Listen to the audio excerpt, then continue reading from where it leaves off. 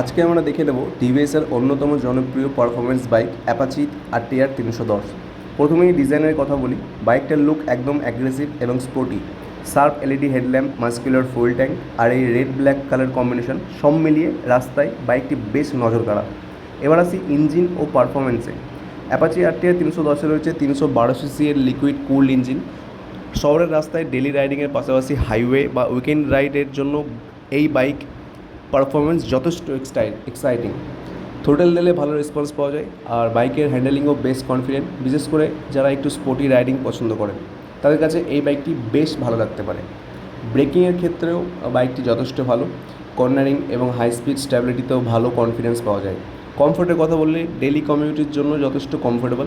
তবে এটা যেহেতু একটা পারফরমেন্স ওরিয়েন্টেড বাইক, তাই লং রাইডে রাইডারের রাইডিং পজিশন অনুযায়ী কিছুটা ফাটিং হতে পারে।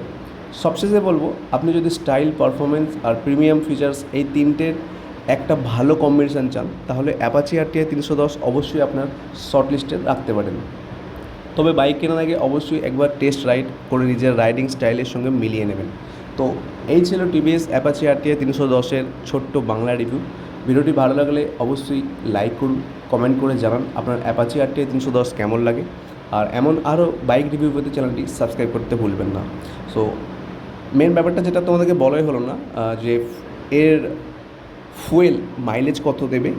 এর মাইলেজ দেখো, হার্ডলি তোমরা পাবে 15 থেকে 18-এর ভেতরে, বা হাইওয়েতে 20। এবং যদি এর অন রোড প্রাইসের সম্পর্কে জানতে চাও, তো অন রোড প্রাইস অ্যাপ্রক্স তোমার পড়বে 2,62,000।